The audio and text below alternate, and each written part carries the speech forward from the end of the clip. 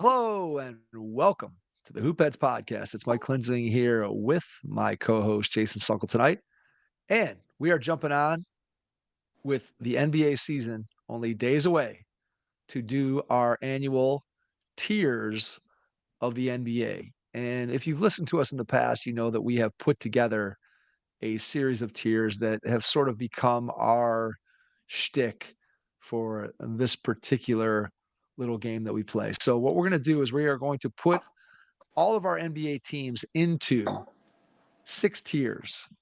Jason, do you want me to share the tiers and then we'll just kind of go through them one by one? Sure, sounds good. Go for it. Okay.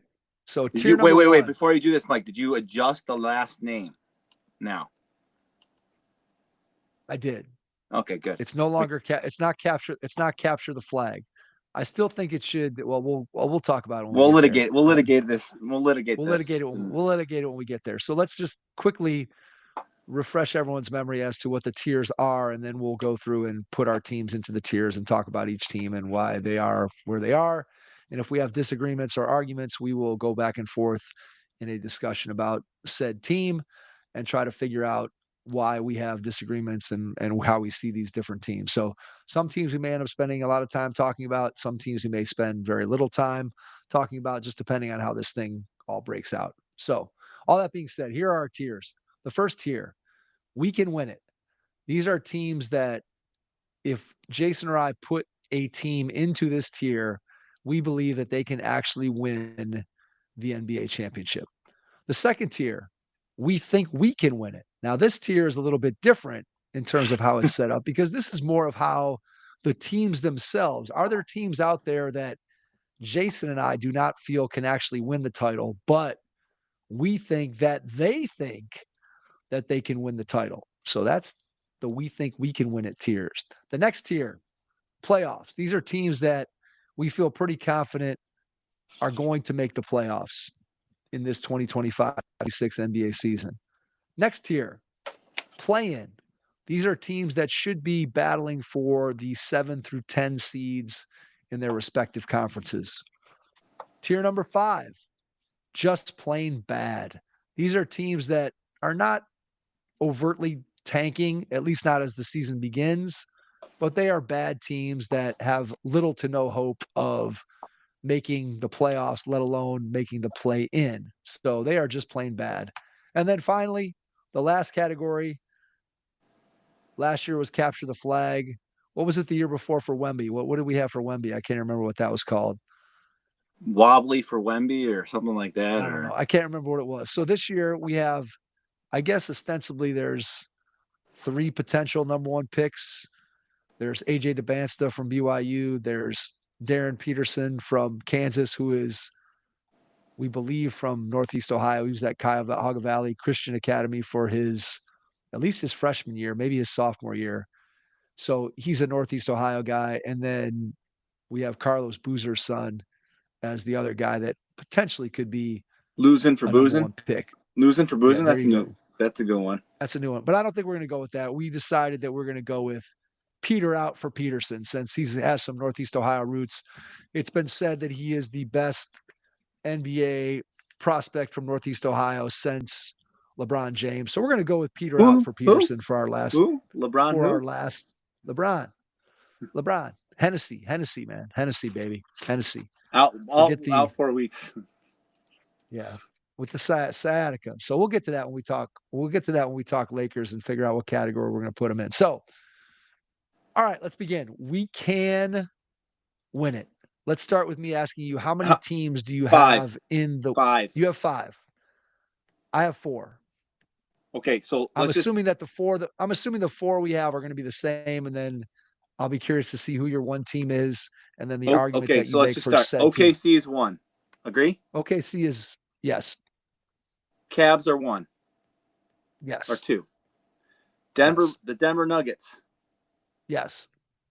And then I have the New York Knicks. Yes, I have the New York Knicks. Okay, so those are the 4 I assumed. My 15. Yes.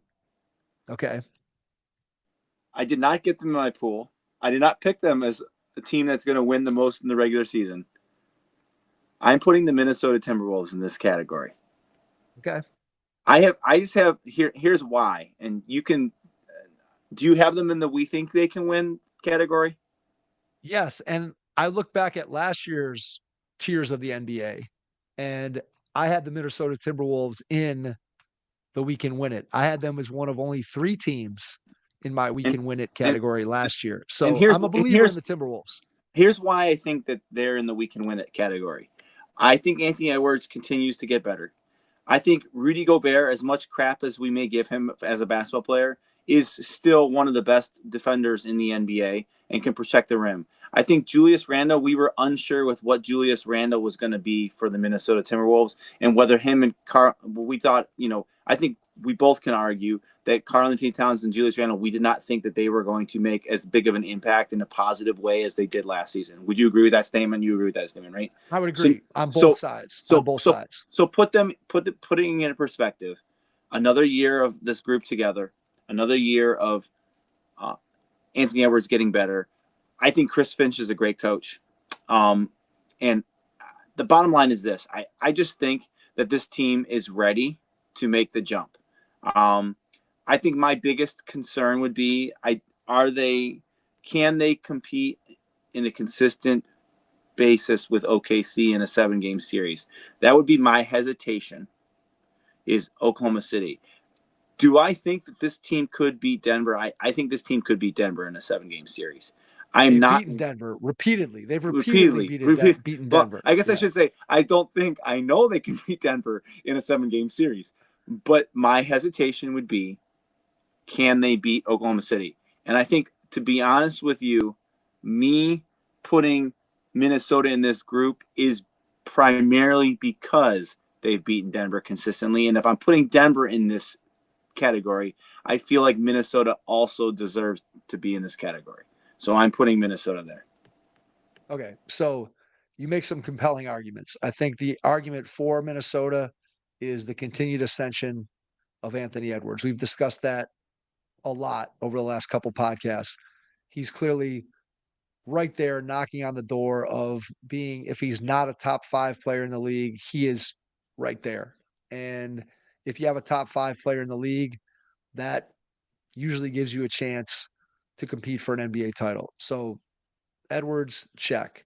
Rudy Gobert as a one-man defensive wrecking crew, maybe not at the absolute peak of his powers at age 33, but still certainly if you're going to just plug a guy in the middle of your defense and say, "Hey, anchor what we're trying to do all over the floor and be the guy that's going to protect the rim," you're not getting much better than Rudy Gobert at doing that. And as you said, Julius Randle made a much more positive impact on their team, both in the regular season and then even more surprisingly, probably in the playoffs when they were able to continue to advance last year. And Randall played really, really well, especially when they beat the Lakers.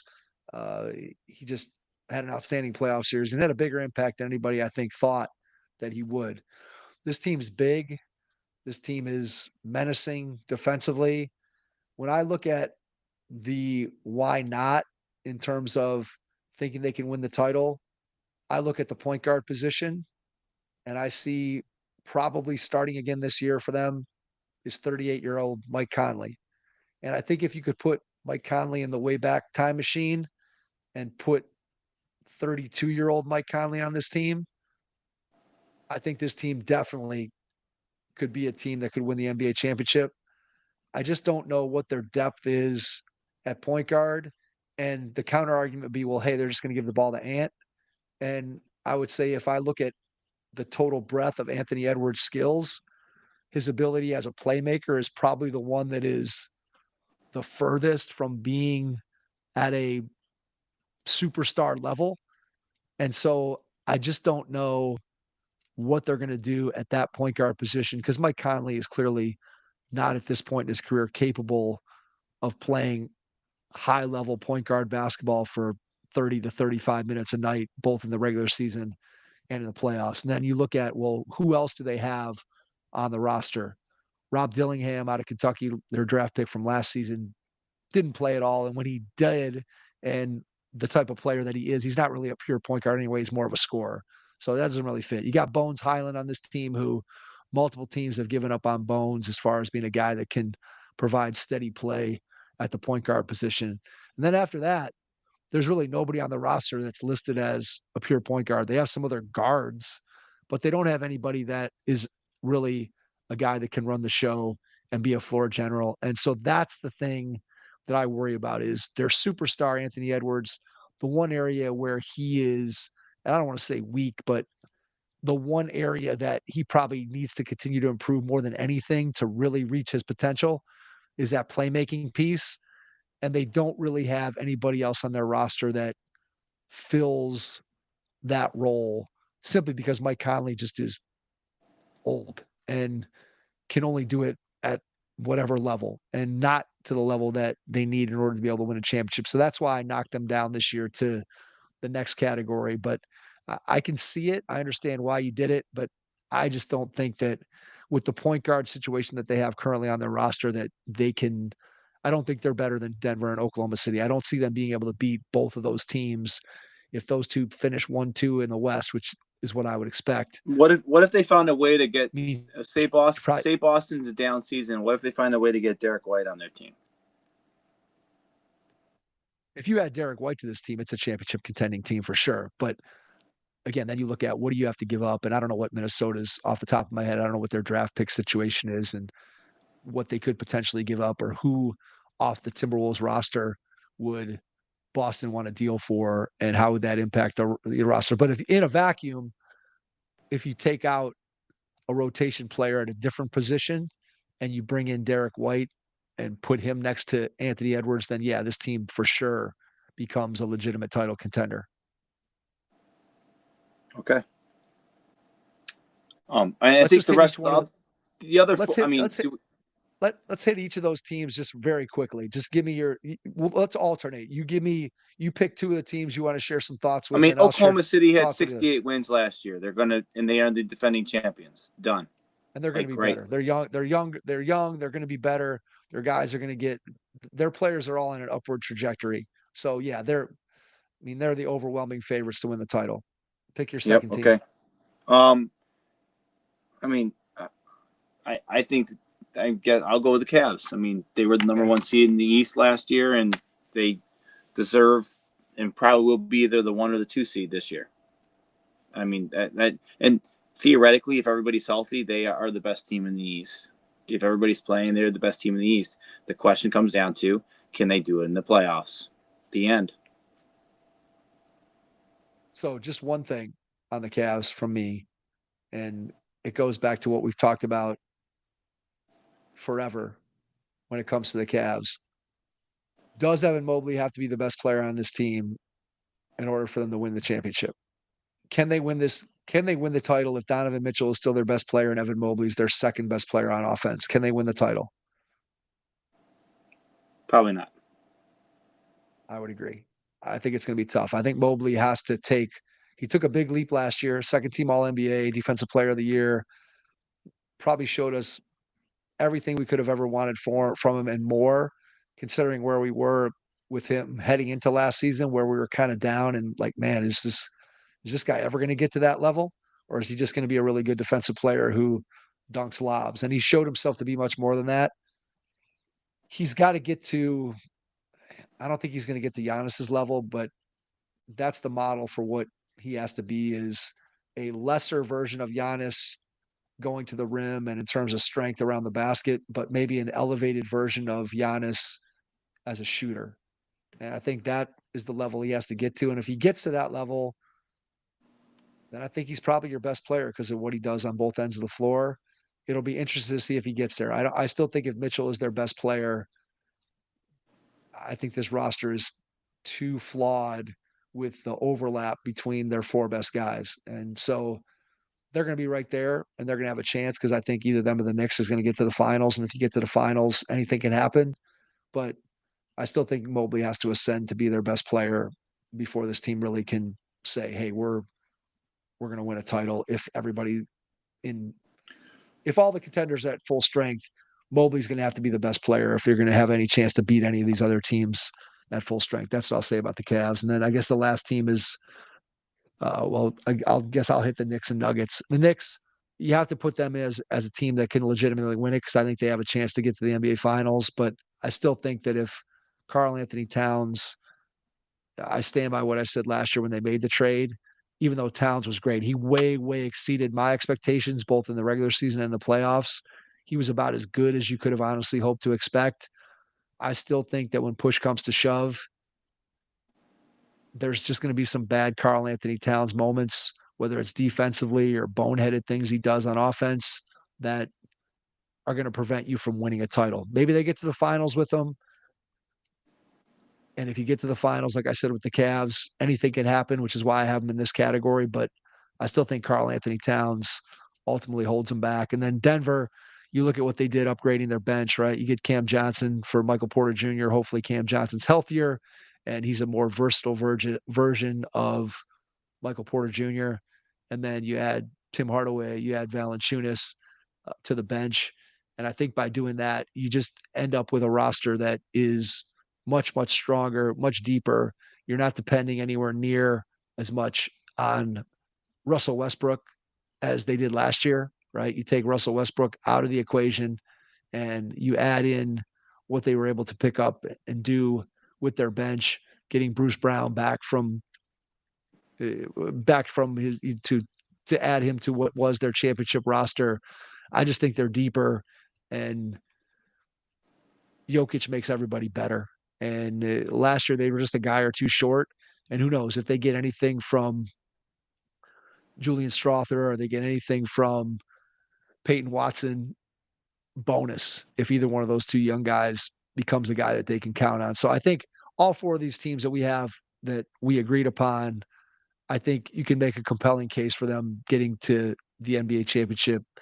I think Denver and Oklahoma City are the two best teams, but obviously one finals team has to come from the East. And again, barring catastrophic injury for either the Knicks or the Cavs, I just don't see how any other team makes it out of the Eastern Conference. Now, we didn't see Indiana coming last year. So is it possible that we're wrong? Sure. But I only see us being wrong if injuries somehow derail either the Knicks or the Cavs. So, All right. Next, we think we can win it. How many teams? Now, obviously, you have Minnesota in this list. How many teams correct. So I have three other teams besides the Timberwolves. So I have four teams total, including the Timberwolves. I have 5 teams in Okay. this, not including All the right. Timberwolves. So give me your. Let's see. You name your 3 teams or your 5 Okay. teams. I have the Orlando Magic. I have them. Okay. I have the Los Angeles Lakers. I have them. I have the Houston Rockets. I have them. Okay. And then I have the Timberwolves. Okay. I have included the Los Angeles Clippers on this list because I Okay. think they believe. I don't believe that they can win it. Right. I And to be understand. clear, That's this cat. I believe This is that the they one think they. category this is the one category that is not necessarily our beliefs, but what we believe the team believes. And I think I'm putting the Warriors in this category too. Okay. It's I think the fair. Warriors believe that they can win it with Steph, Draymond, Jimmy Butler, and their young-ish core that is productive. And I think they believe it. I don't think. Listen, I'm going to be clear. If I had to rank these teams, I'll rank the 5 teams that I have: Orlando, Warriors, Houston, Clippers, Lakers. What team do I think is the most likely to be in the finals? I'm going to go with Orlando purely on the fact that they are the only Eastern Conference team I have in this list, and all the other teams are above them. I have the Western Conference teams. I'm going to put Orlando as most likely out of this group. If I said, what about my Western Conference teams? Which one is most likely? I don't know. I'm going to say Houston probably, and then I'm probably going to say I'm crazily going to say the Lakers, even though I don't believe they have any chance whatsoever, because I sure as heck am not putting my eggs in the basket of friggin' James Harden. We know how that will go. Okay. And the Warriors, I think, you made the point in our win pool that they probably have high variance, right? They probably are a high variance team. So I think that's why I would put them at the lowest pedestal in this. I probably would put the Clippers above them, and I put the Warriors the lowest. But I think it's got to be, in my opinion, Orlando, Houston, the Lakers, Clippers, Warriors, and my five. If I put this tier in order from most likely to least likely to be in the finals, despite the fact that they all think they can get there, that's my order. All right. So my four teams are Orlando, the Lakers, the Rockets, and Wolves. So if I'm going to do the exercise that you just did, I would probably go Orlando, Minnesota, Houston, and then the Lakers as the least likely of the teams. And I would agree with you. If I had the Clippers in this category, I would put them in the zero chance of winning the NBA title, even though they might believe that they can. I don't know if the Clippers believe that they can or not. It's with all Do the they stuff that's believe going that on with Kawhi the got paid under the yeah, there's things that they believe. I'm not sure that they believe they can win a title at this point, but who knows? Who knows? You may be right. So I think Orlando, the case for them obviously is that the Eastern Conference is weak. Franz and Paulo have been a good duo. We've yet to find out if Franz has fixed his 3-point shot, and he didn't have it fixed during the World Championships, so or Eurobasket. So more than likely, he still is going to have. He's one tool shy of really making this team a legitimate title contender. Where if Franz was a knockdown 38% 3-point shooter, suddenly Orlando becomes a lot more interesting. Obviously, they pick up Bane, and if it's healthy, the Bane Jalen Suggs backcourt is intriguing to me in the same way that Franz and Paulo are a great duo in the front court. I think Suggs and Bane could be a similar deal in the backcourt. This team's big and they're pretty deep and they've proven to be a great defense. It's a matter of what can they do offensively, and I think Bane fills a lot of holes for them. So if the Cavs or the Knicks were to falter or get an injury, I don't think it's out of the realm of the possibility that Orlando could make a run to the finals. And then I look at the other teams in there, the Lakers. You can understand why they think they could win the title, right? You have Luka, who's arguably one of the three best players in the league. You have LeBron, who's arguably the second best player in the history of the league. And you put those two together, it's a pretty good nucleus. It's a pretty good formula for what has won titles in the past. Even no matter what you think of LeBron at this point in his career, last year he was third team All NBA, so still one of the top 15 guys in the league. So even if he drops a little bit, let's put him in the top 20. You've got a top 3 player and a top 20 player as the two best guys on your roster. That's usually a pretty good combination for having an opportunity to make a deep run in the playoffs. I just don't think the rest of the roster is deep enough. It's flawed. There's guys that are one dimensional or mostly offensive players like Austin Reeves, and you have guys like Marcus Smart who maybe defensively has slipped, but isn't a very good offensive player. Hasn't played at all yet in the preseason. I just think that the Lakers roster around Luka and LeBron is flawed, and so I don't really think they can win it. But I understand why they think they could. And then the Rockets, we talked about them a little bit earlier. Just the variance with the Rockets and Durant's health. I think he fits exactly what they needed, but there's been some weird sort of chemistry, team motivation things that have gone on with Durant in the last few years. And then obviously the Van Vliet injury. I think it has a negative impact on him, especially early in the season. Maybe if Reed Shepard is able to fill those shoes, or they just give the ball to Amen Thompson and he's able to become their pseudo point forward, Scottie Pippen type of player, that maybe Van Vliet's injury doesn't matter. But I do think that without him, they're weaker. And whether that's because Fred Van Vliet could have played 25 or 30 competent minutes at point guard and they're just going to miss that, I think maybe the upside is higher for the Shepard Thompson duo. But in the playoffs, it's nice to have a guy that's played in so many big games and played well, play 25 or 30 minutes for you at the point guard spot. And that's exactly what Van Vliet has done. So I probably would have thought the Rockets could have won it. I would have given them a small chance with Van Vliet. Without him, I don't think that that's a realistic possibility with the teams that are ahead of them in the West. And then I've already talked about the Warriors, who I didn't have on my list, but you did. I just maybe they think they can win it, but I just think they're too old. the injuries are going to catch up with them either in the regular season or for them to go through a playoff grind of 2 months, 7 game series at their age. I just I don't see it. I think Steph's last hurrah was in 22 with the Warriors, and if he's ever going to get back to the NBA Finals, he's going to have to do it in a different city, which I don't see happening. So I think we've seen the last of Stephen Curry in the NBA Finals, unfortunately. So, Okay. All right. The playoffs. yep. How many teams do you have in the playoffs bracket? I have 6. Okay. Well, so I think obviously I've already named 5.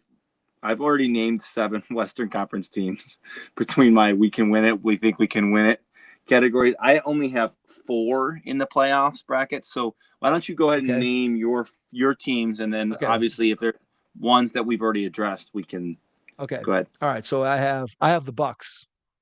Okay, I do as well. All right. Putting you down for the Bucks. I have the Hawks. I do not have the Hawks. Okay. I have the Pistons. Okay. Do you have the Pistons? Yes, I do. Okay. I have the Clippers, who we already talked about in this category. Okay. I think they're going to make the playoffs. I don't think they'll do anything in the playoffs, but I do think they'll make the playoffs. Then I have the Warriors, who we've already talked about. And I have the Mavs.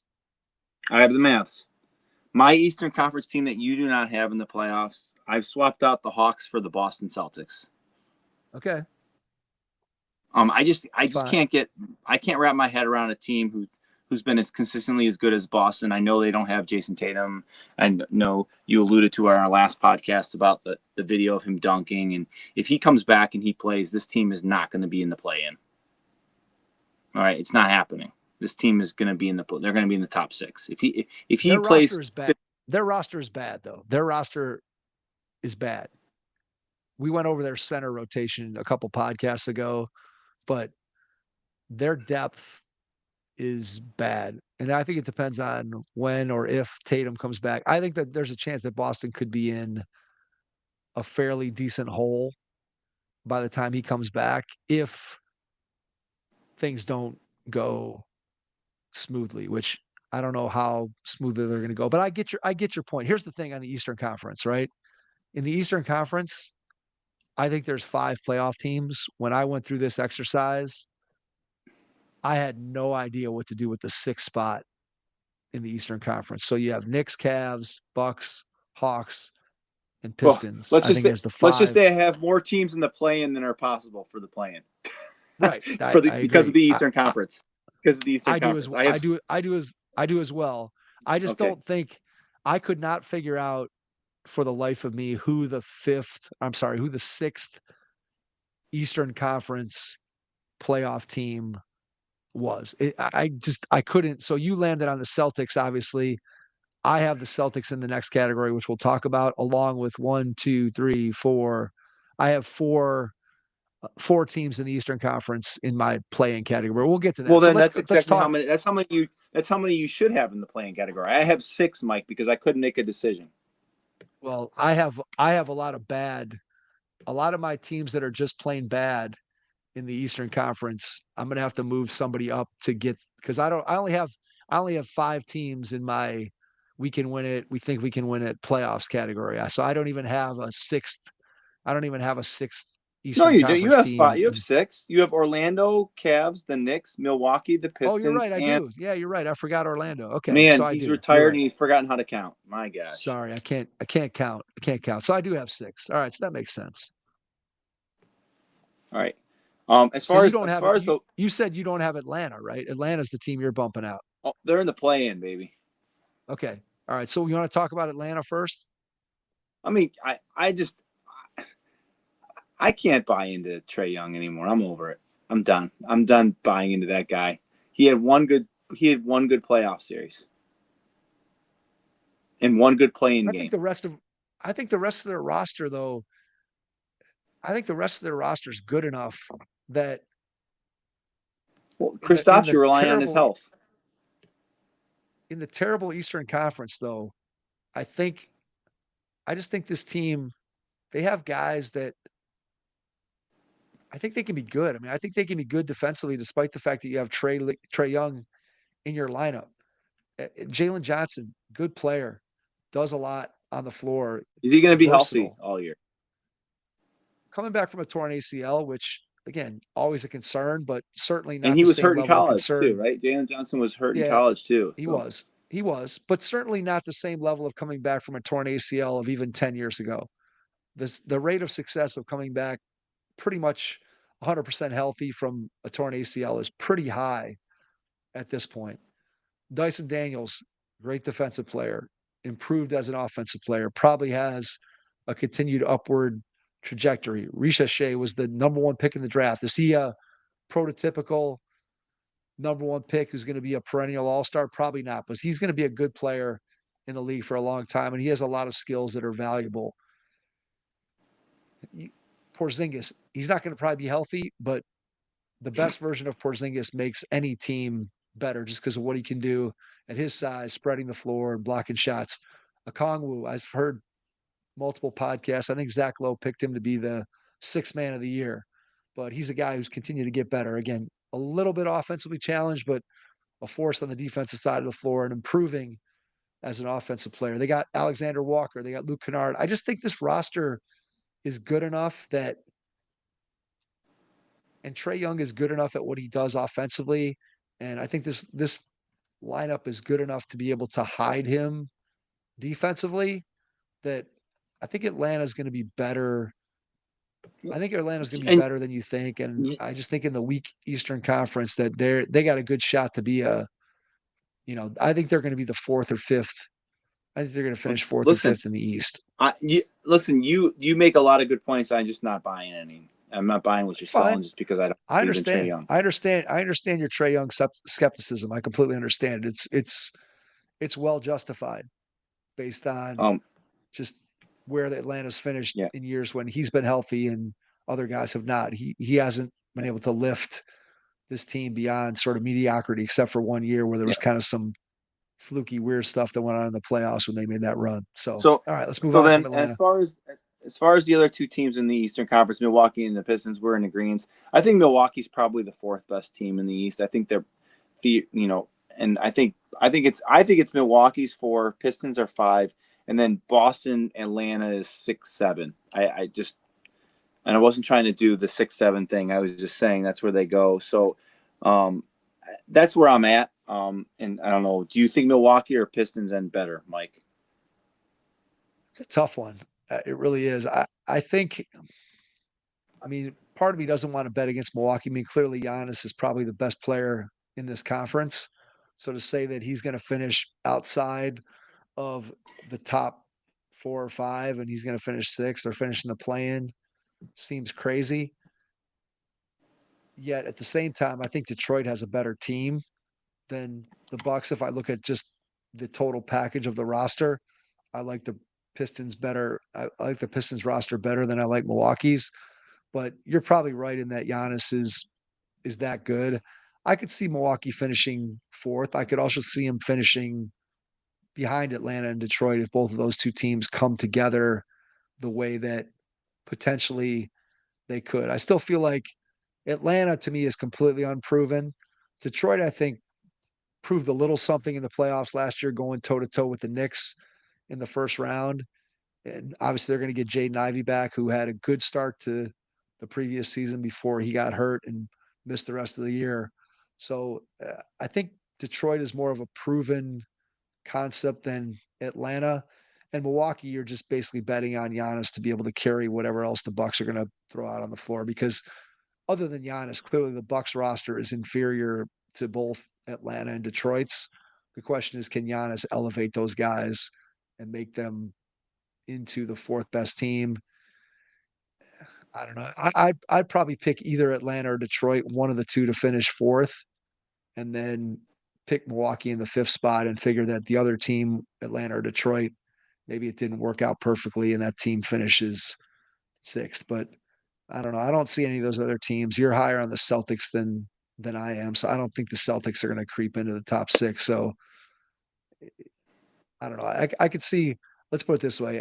I still wouldn't want to see. We talked about it. I think about this last year when we were talking about the Cavs playoff matchup in the second round and saying, we really didn't want to see Giannis and maybe we'd rather see Indiana. And that turned out to be a false hope.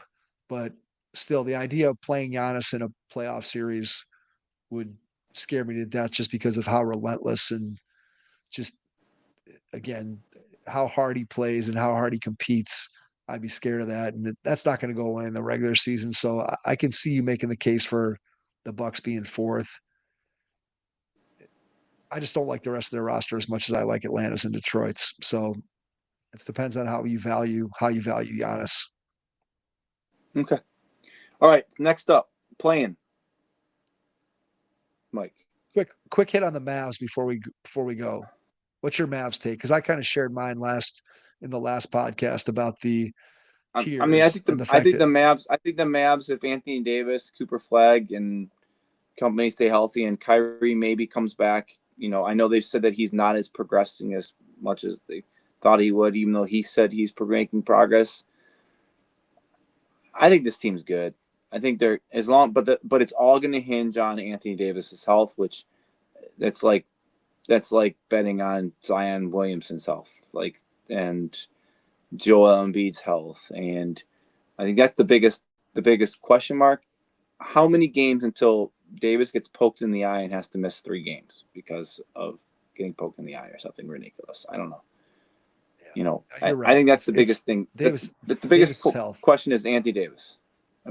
Give me Cooper's Flag's. What's Cooper Flag's stat line?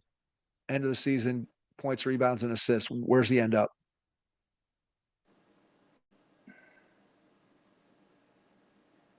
Hmm. 20.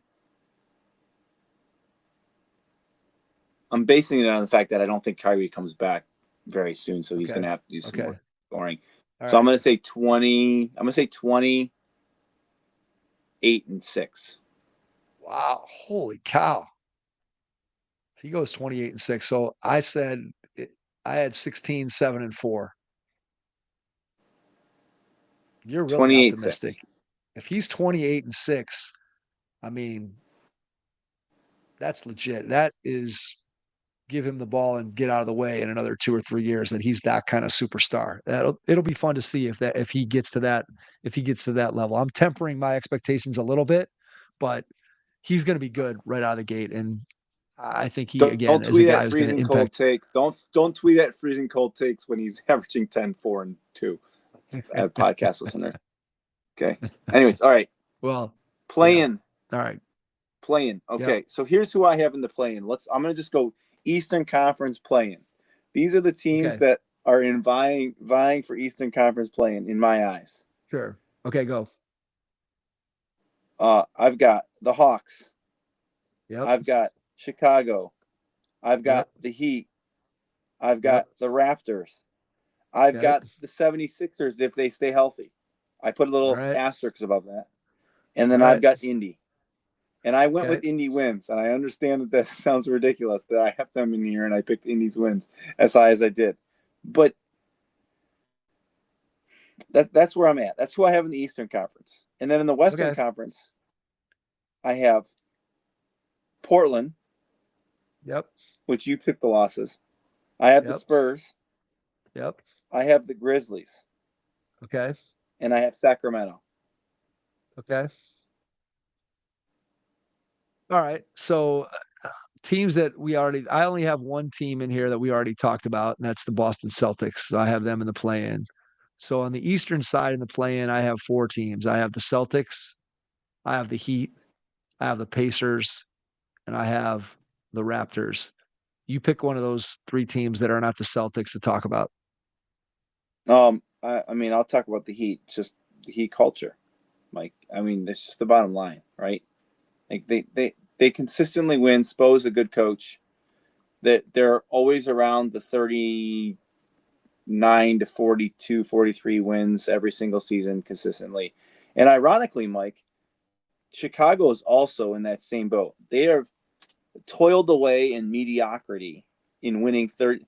You don't know they've won 39 games the last 3 seasons, the Chicago Bulls, Mike? I believe it, yeah. And they've been in the play in all 3 of those seasons. So that's why I had them in there as well. So I don't know. I think they're play-ins. I've already talked about the Hawks. Um, yeah, that's where I'm at. Indy, All right. I'm higher on than I just don't think that they're high enough.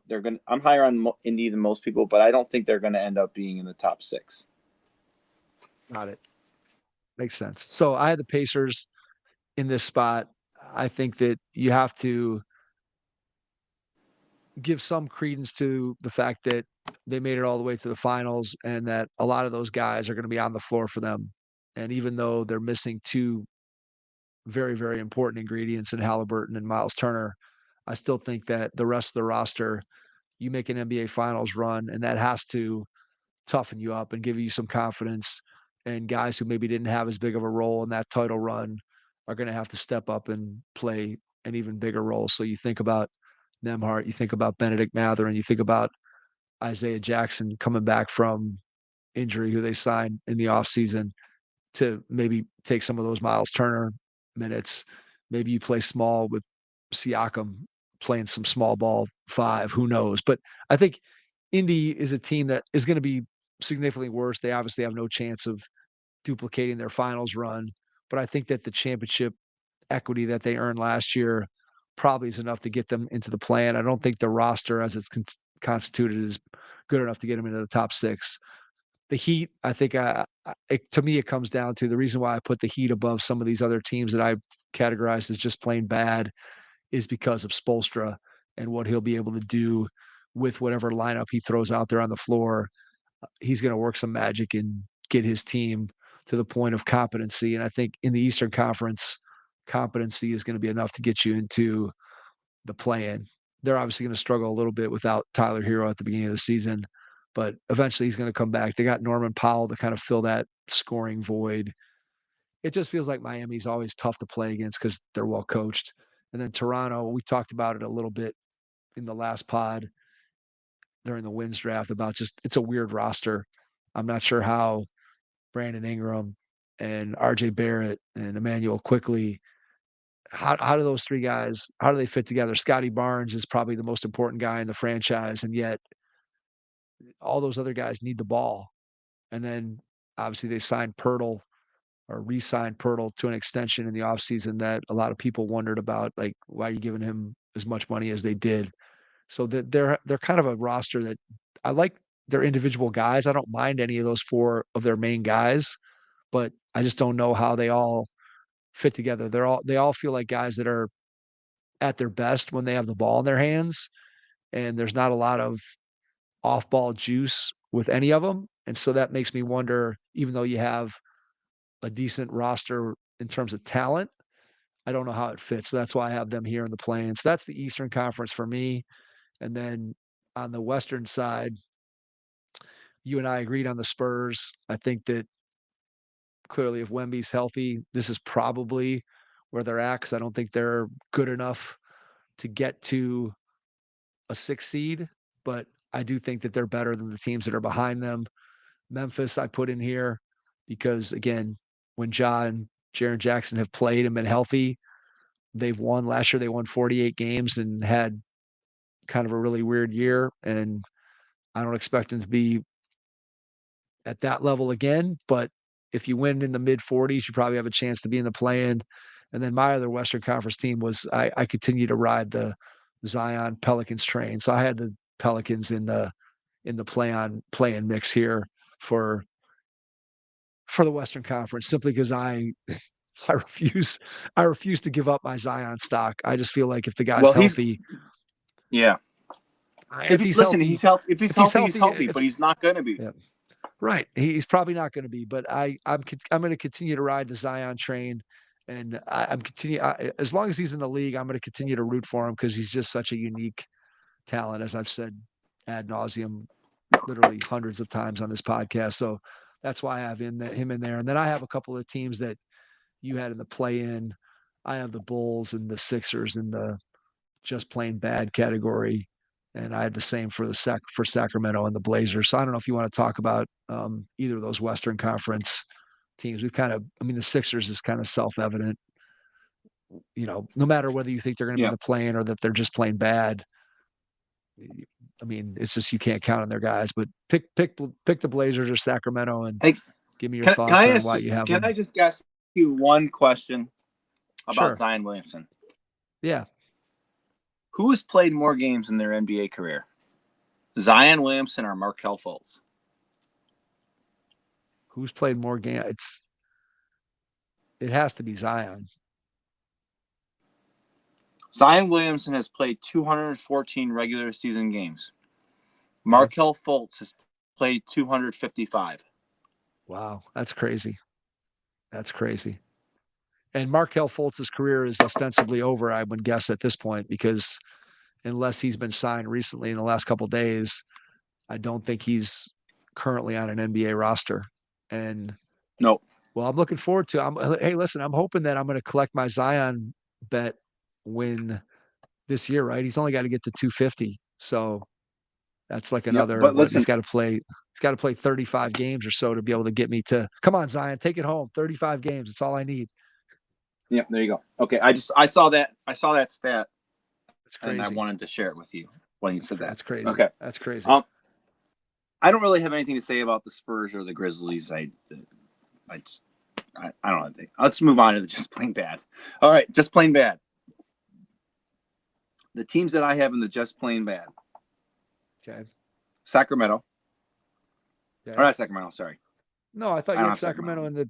You had Sacramento in the play-in. Yeah, Man. I said no, that was a mistake. I have the Pelicans because I don't believe in Zion Okay. being healthy. All right. I have the Phoenix Suns. Okay. And I have the Charlotte Hornets. Okay. All right. So That's I it. had again. I have the Suns and Hornets in this category, so we agree there. You had already mentioned the Bulls. I have them in this category. You had already mentioned the Sixers. I have them in this category. You had the Kings already. I have them in this category. You had the Blazers already. I had them in this category. So we have some teams that you had them battling in the play-in, and I have them as just plain Well, I bad. mean, I don't here's know. the Pick a bottom team. line. Like, Pick so a the team. Well, we already talked the Pelicans. Go ahead. And 76ers are totally hinged on whether the guys are healthy or not. Because I think you would agree that if they're healthy and they can play basketball, they're going to be in the playing conversation, right? Yeah. But we don't have faith that they, Correct. Okay. And I think Correct. And I honestly think who else did you say? Did you say Portland? Do you have Portland in this Portland. category? I have Portland in the just plain bad. I think they can be good. They were good last. They surprised everyone last year. Maybe they're going to regress, but I think they're going to compete for a play-in spot. I only have them in this category because of the Western Conference and the depth. I think that their odds of making the play, they're probably, again, if I look at this, I think they're better than the Suns. They're better than the Jazz.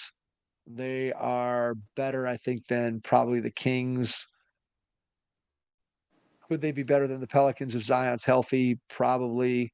And that puts them at probably the 11 spot right outside the play-in. And then the teams that are above them, at least in my book, I'm talking about the Spurs and the Grizzlies and the Pelicans, all of which again are teams that just like any NBA team, but clearly those teams have real injury risk. When you talk about San Antonio, whose superstar player missed the second half of the season, Zion, who can never stay healthy, and the Grizzlies, whose two best players currently are not practicing. So there's clearly injury risk with those teams, but I, I don't know. I don't think Portland is I don't think Portland's good enough in the Western Conference. If they were in the East, I would probably move them out of the just plain bad and into the play-in. But in the West, I can't justify it, especially with Scoot being out early. To me, I think that really hurts them because, again, ultimately they want to be able to build around Scoot as a leader and as a playmaker.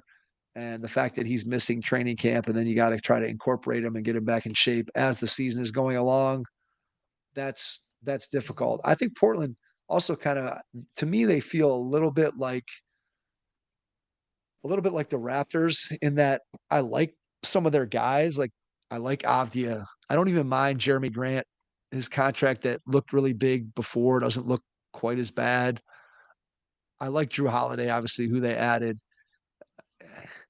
Shaden Sharp has some potential. They got Thibault. They got Time Lord if he could ever stay healthy and stay on the floor.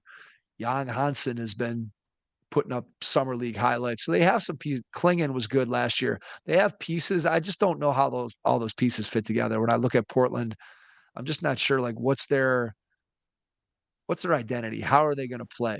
And because I think they want to build their team around Scoot still, and I don't think they've given up complete hope that he can become the player that they thought he was when they were drafting him. And so I just don't know if this roster makes sense. That's why I have him in this category. Okay, all fair points. All right. Any other teams we need to talk about in that category, or we move on to the last one? Not really. I think Sacramento is going to be bad. I just don't. We talked about the Murray injury, and without him at the beginning of the season, that's going to really put that puts some strain on the Kings roster, and it's crazy when you think about the fact that this team had De'Aaron Fox and Tyrese Halliburton 3 years ago, and now they have next to nothing. You're basically building around the old Chicago Bulls of DeRozan and Zach LaVine, who are both individually. I don't mind those guys if they were in different situations, but in Sacramento together, eh, I, I think that's why they're just plain bad. So I think we have the same three teams in the last category. Do you have three? Oh, Washington, Utah, and Brooklyn. They're terrible. Those are the three, right? They're terrible. Those are the Yeah. three. Yeah, And I think absolutely. we could flip a coin as to who's the worst. And like I said, the reason I went with Utah in our pools draft the other day was because I just felt that Utah's in the Western Conference and Brooklyn and Washington could win some stupid game in the Eastern Conference against teams that they're not better than, but they don't like. Could Washington and Brooklyn beat Charlotte? Yes. They're gonna have to one. They play each other. They're gonna have to win games. Like it's gonna have to happen. Like I don't feel confident in Utah beating most, if any, Western Conference teams. I think most of their wins will come against Eastern Conference teams.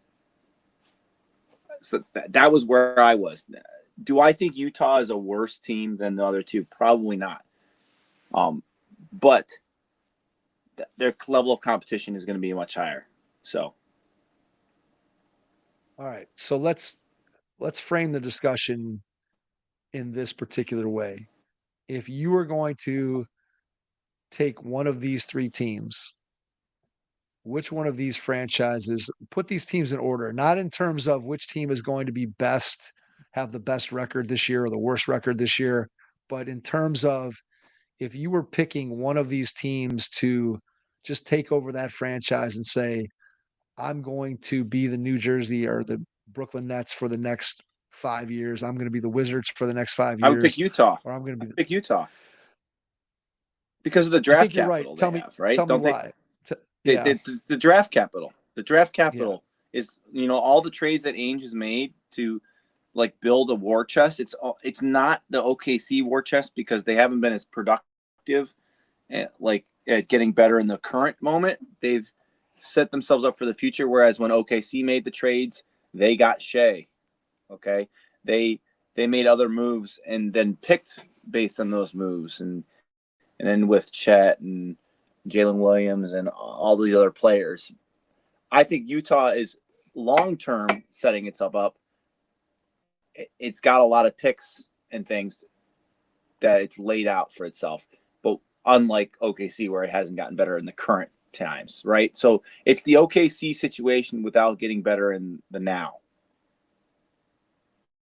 I agree. I think I think Utah is the team that you most want to be.